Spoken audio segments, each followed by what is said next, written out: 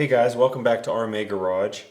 We are going to be working on what the owner's manual says is the relay arm and the connecting arm.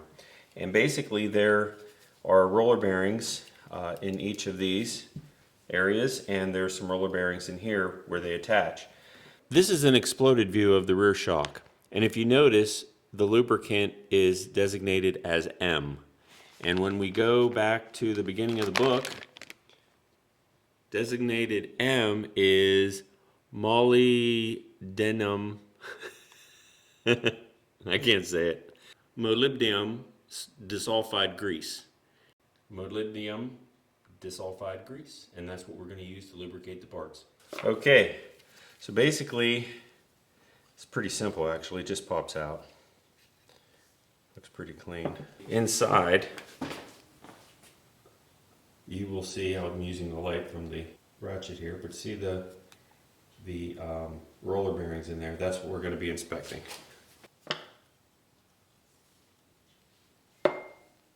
Alright, so basically these are the roller bearings.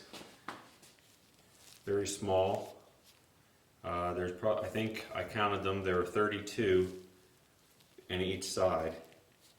And these roller bearings are just loose laid in there. And they're basically held in by grease, and then the shaft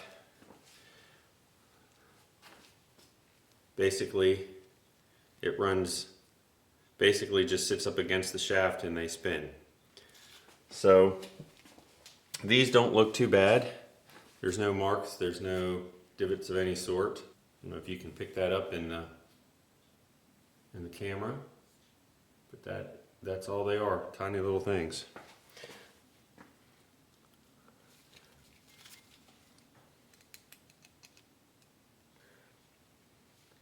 And that one also is in pretty decent shape, if you guys can see that. If you can't, I apologize, but they look pretty good. So basically what I end up doing with these is I've taken them out in the past. You really don't have to. Basically all I'm going to do is take some grease. Well, first take a paper towel and clean around the edge, making sure that the dirt's out from the side, where the seal is. So then what we're going to do is take some grease, and I'll just put an extra coating of grease in here.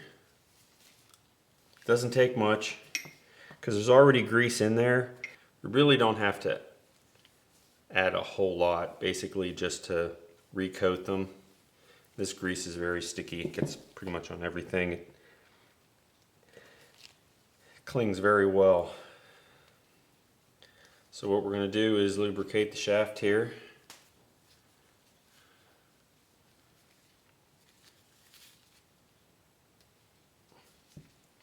Basically, stick it back in.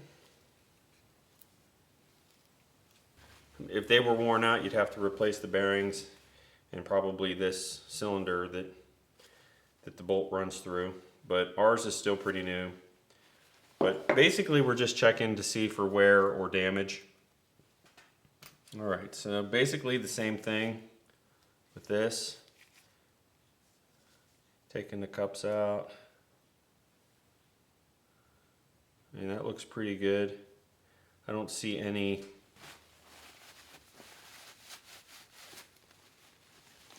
There's no marks of any sort. I don't know if you guys can see that. It's pretty clean. There's no grooves in it at all.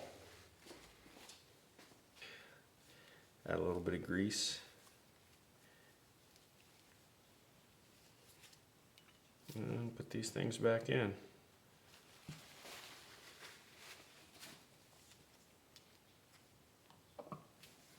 Put the cups back in.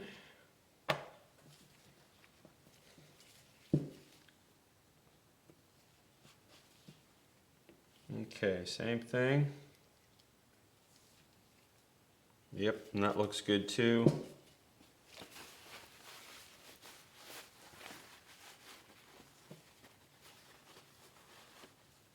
So this looks pretty good. Again, it didn't expect it, but we want to check them just to make sure.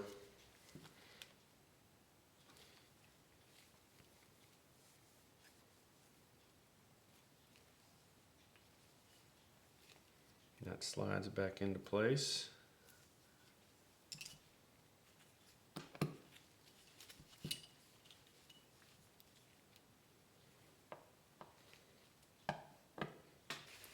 All right, well that's pretty much it. Just inspecting, lubricating, making sure everything's good. Then those will be ready to reinstall back onto the bike. Okay, hey guys, I wanted to show you the lowering link that is on my son's YZ250FX 2015 model. This is a Duvall lowering link, and this is part number 5502. Okay, and I want to show you that this is the lowering link that you can get. The lowering link is roughly $200, and it lowers the seat 1.25 inches. And that is the lowering link that we have. I want to show you the difference between stock and the Duvall lowering link. So as you can see, there really isn't that much of a difference. I would have to say probably 1/4 inch maybe, but that 1/4 inch translates into 1.25 inches lower on the seat, which is very helpful for my son to help touching the ground. Now this one is forged. You can see that it's been forged in the factory. This one has been milled. You can see the milling lines. If you guys can pick that up, then you can even see, if I can get a glare, you can even see some of the milling marks in this side as well. And then this is here's the part number 55. You can pick that up, 5502.